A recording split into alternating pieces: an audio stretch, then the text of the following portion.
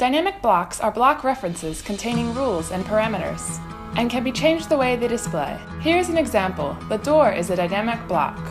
You can change its shape like this, or change its size. So instead of creating multiple door blocks with different shapes and sizes, you can just create one door block like this.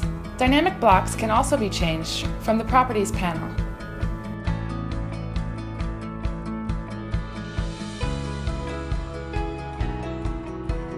There are many dynamic blocks provided in tool palettes.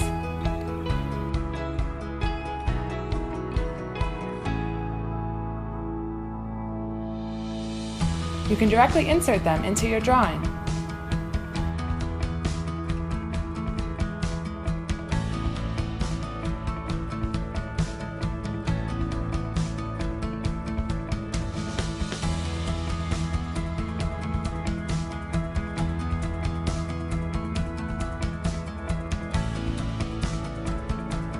What's more, you can drag your own dynamic blocks to TP.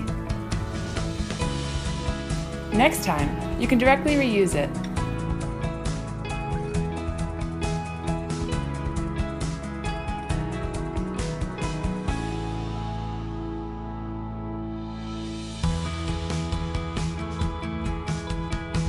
So that's dynamic block in ZWCAD.